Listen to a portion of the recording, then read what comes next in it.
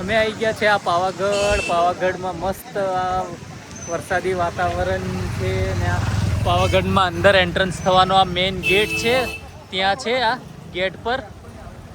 અને photo click કરી દે ને તો પાવાગઢ છે, આ પાવાગઢના રસ્તા પર છે અમે. અને આ પાછળ એક મસ્ત તળાવ દેખાય છે અને આ ઉપર વાદળ જુઓ, બધા જાણે સાક્ષાત માતાજીને દર્શન કરવા આવ્યા હોય એવું લાગે છે. આ તળાવ છે આવું મસ્ત મજાનું.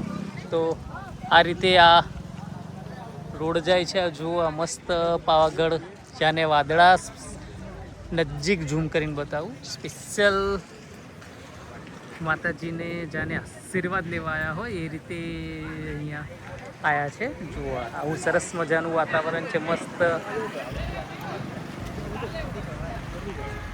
તો તમે ક્યારે પાવાગઢ આવો છો તે જણાવશો. સરસ મજાનું પેલું ઝરણું પડે છે તે તમને બતાવું. હા, એક ઝરણું પડે છે, એકદમ મસ્ત દેખાય છે. અને વિશ્વામિત્રી નદી પણ અહીંયાથી જ નીકળે છે, પાવાગઢમાંથી જ. એટલે ખાસ મહત્વ વડોદરાવાળા માટે તો ખાસ છે.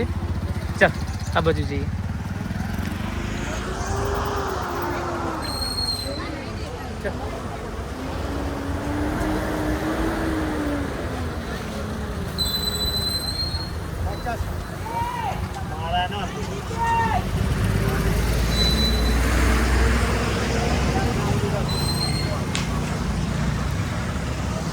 તો લે થોડો પર ક્લિક કર.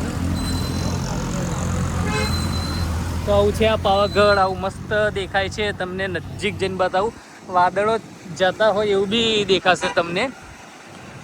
સરસ વાદળા જાય છે, પાણી લેવા જતા હોય, જાણે ડુંગરને જ મળતા હોય એવું લાગે છે. એકદમ નયનરમ્ય દ્રશ્ય છે. આવું જોવા બહુ ખાસ ના મળે તમને. આજે આ સ્પેશિયલ બતાવી દઉં છું. પાવાગઢ આવ્યા છે અમે, અને ખાસ તો આ જે વાદળ ભેગા થાય છે એને જોવા માટે જ લઈને આવ્યો છું. તો તમે વિડીયોમાં જોડાયેલા રહેજો. આ વડોદરાથી હાલોલ ને હાલોલથી આપણે આ બાજુ આવીએ પાવાગઢ બાજુ, તો આ પહેલો મેઇન ગેટ આવે છે. આ ગેટમાંથી એન્ટર થઈને જ પછી આપણે આગળ જવાય.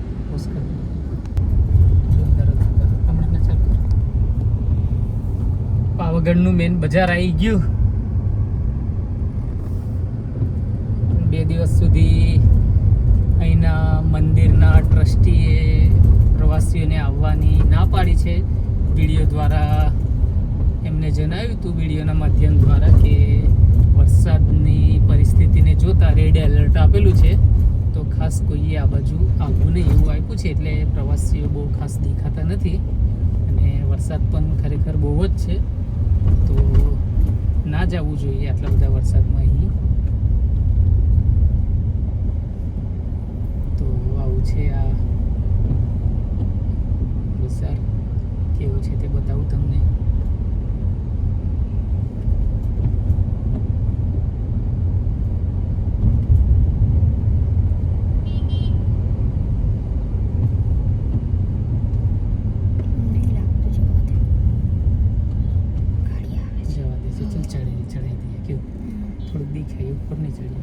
નહીં કરું દર્શન તો પછી આખું હાંજ પડી જશે.